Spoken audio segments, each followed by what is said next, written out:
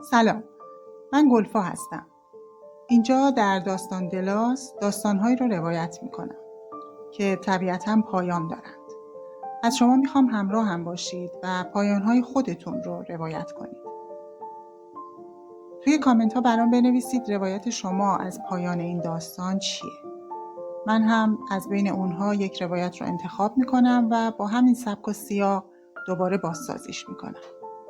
اگر دوست دارید همراه من باشید.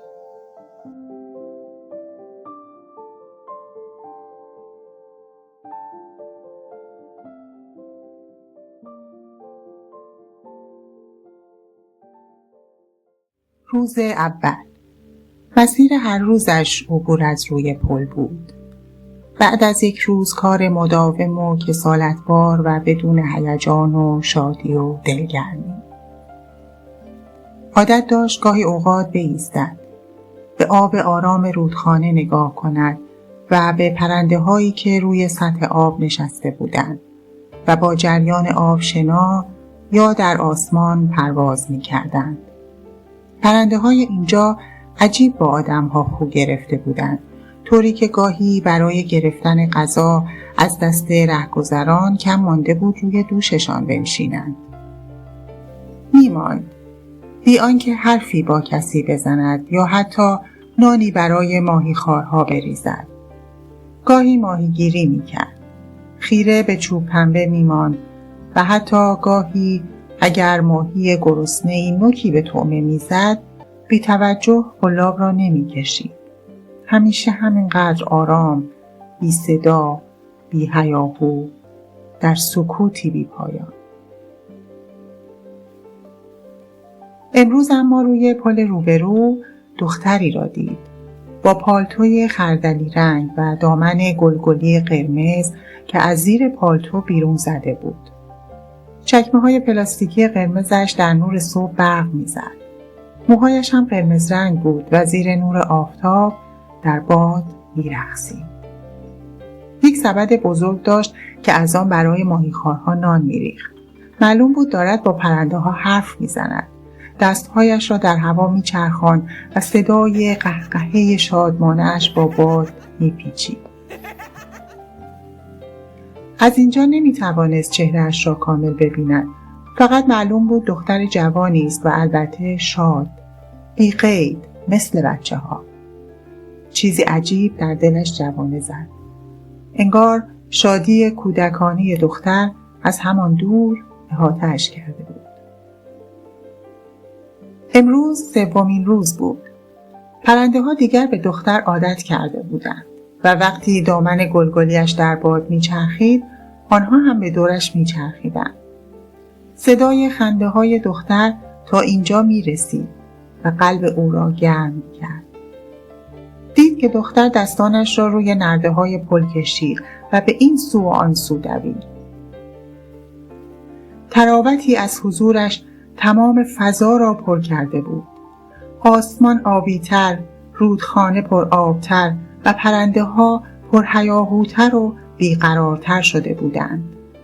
او برای لحظه‌ای دلش خواست از همانجا پایین برود، از روی مسیر سنگفرش به پل دختر برسد و از نزدیک تماشایش کند. اما همان دور ایستاد، در سکوت. روز پنجم. هوا کمی سرد شده بود. او با اینکه لباسهای گرمی پوشیده بود احساس سرما می‌کرد.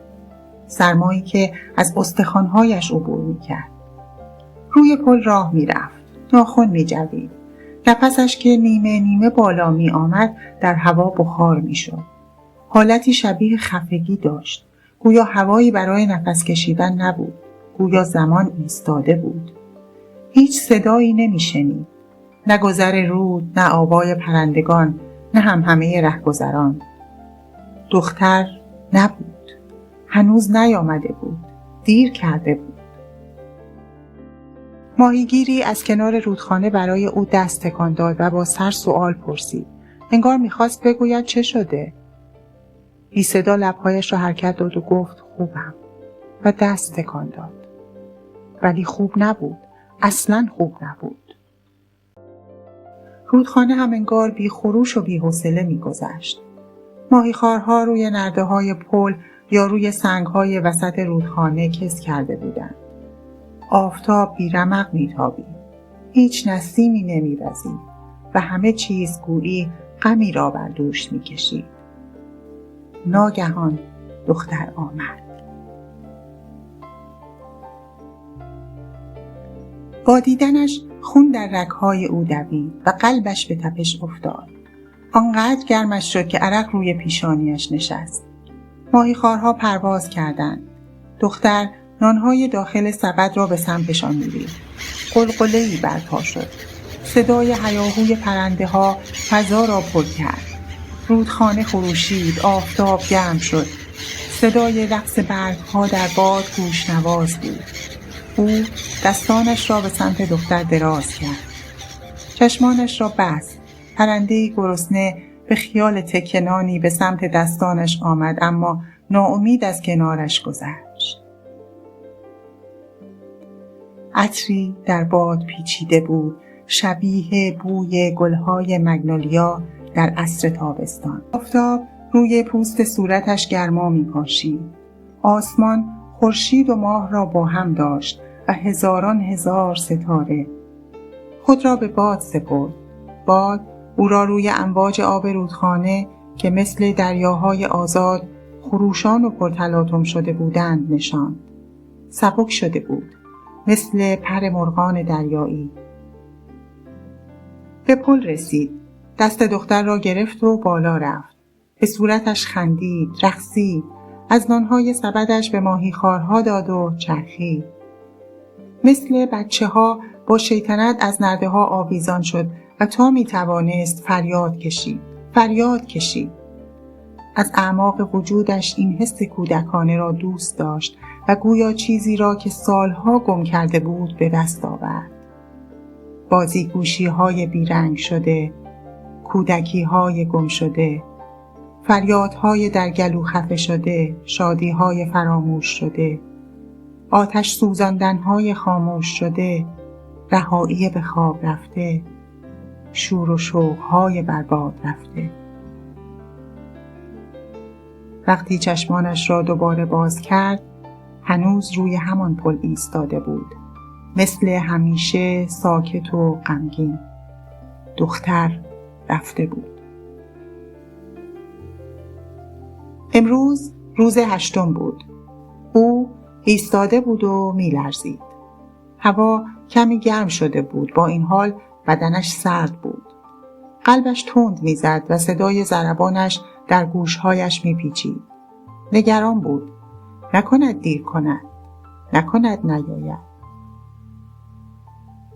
به پل روبرو نگاه کرد. دختر آمد. اما این بار سبد سبزش همراهش نبود.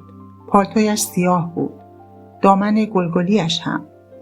موهای قرمزش هم انگار سیاه بود. آرام قدم میزد. دیگر با پرنده ها حرف نمیزد و سرش پایین بود. لحظه ای سر بلند کرد. انگار به این سو نگاه میکرد. بی تحرک و آرام فقط ایستاده بود. معلوم نبود به کجا نگاه میکند. او ناخودآگاه برای دختر دست تکان داد. دختر دستانش را بالا برد. سپس آرام خم شد. پاهایش از نرده‌ها آویزان بود. خیلی خم شد. چه می‌کرد؟ او وحشت زده دستانش را دراز کرد. دلش می‌خواست بگیردش، اما دور بود. با عجله از پل پایین رفت. از میان رهگذران دوید. صدای فریادشان را نمی‌شنید. گوشه‌ای از شاخه درخت به صورتش خورد و خراشید. بی توجه همچنان دوید. باد انگار همراهیش می‌کرد و هلش می‌داد. زمین سنگفرش انگار به حرکت در آمده بود و به جلو می‌راندش. این دیگر خیال نبود. می‌رفت. نفس زنان و وحشت زده. پل خیلی دور نبود، ولی چرا نمی‌رسید؟ چرا؟ انگار هرچه می‌رفت پل از او فاصله می‌گرفت. و عاقبت رسید. دختر روی پل نشسته بود و به آب نگاه می‌کرد.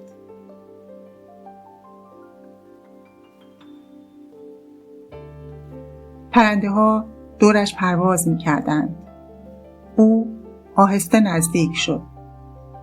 دختر زیر لب زمزمه می‌کرد: عمه توبا مرده.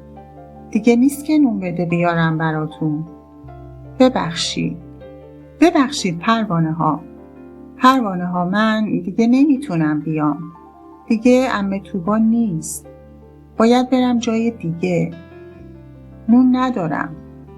من دوست ندارم. او نفسش را حبس کرد.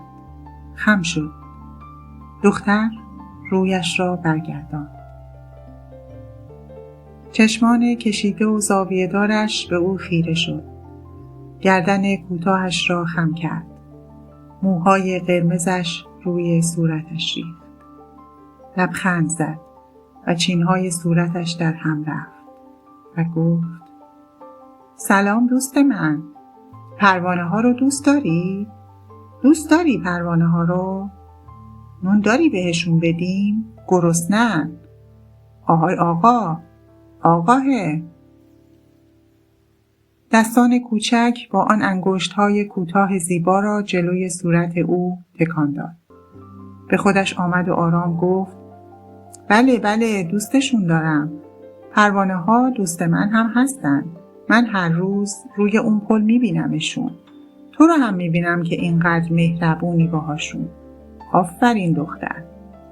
همینجا بشین برم نون بگیرم با هم بدیم به پروانه ها. دختر با شوق کودکانه ای دست به پیشانی بلندش کشید و خندید. بعد دوباره غمگین به زمین خیره شد. او راه افتاد. نه گرمش بود نه سرد. دلش آرام بود. مثل رودخانه. مثل مرغ‌های دریایی. مثل پروانه ها. باز هم سکوت، اما سکوتی شیرین. یک خلأ لذت بخش. یک رهایی بیدار شده. انگار روی بال ماهیخوارها نشسته بود. سرش را بالا گرفت. در آسمان ابرها به هم می پیوستند و پرنده ها دور می شدند. روز 8 بود. به یاد روز 8 افتاد که ژورژ آفریده شد و این خیلی زیبا بود.